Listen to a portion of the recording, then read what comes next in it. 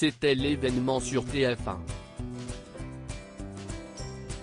Ce dimanche 9 janvier 2022, le chanteur belge Stromae a dévoilé son nouveau single en le chantant devant la journaliste Anne-Claire Coudray pendant le JT de 20h sur TF1. En interprétant l'enfer de façon complètement inattendue et dans un média si inhabituel, Stromae a créé la surprise et a provoqué de nombreuses réactions.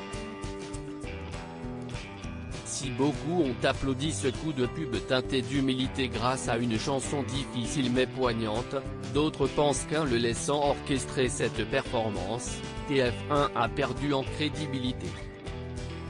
Si est notamment le cas de Gilles Verdé qui l'a fait savoir sur le plateau de Touche pas à mon poste ce 10 janvier 2022.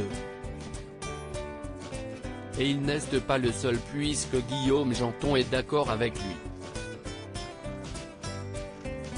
Si Cyril Hanouna pense qu'il s'agit d'un gros risque qui a payé, Gilles Verdé estime que si est une honte ce qu'il s'est passé.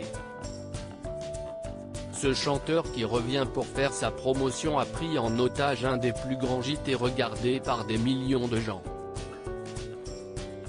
Si est une opération marketing organisée par son équipe, ça n'avait rien de sincère, ça paraissait fake, a expliqué le chroniqueur en soulignant, selon lui, le comportement incompréhensible d'Anne-Claire Coudray. Pour moi tout était faux, a conclu Gilles Verdé avant de se faire clasher par Cyril Hanouna qui a dénoncé des conneries.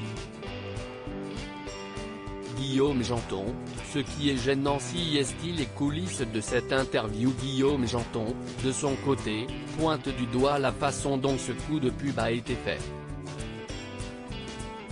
Ce qui est gênant dans cette interview, si est les coulisses de l'interview. Le chroniqueur explique que l'article de Libération, qui se trouve au cœur du débat, souligne que si la question d'Anne-Claire Coudray qui lance la chanson est préparée, cela sous-entend que toute l'interview était préparée, validée par Stromae et que, quelque part, TF1 a un peu perdu son indépendance éditoriale hier soir, avec que des questions lisses.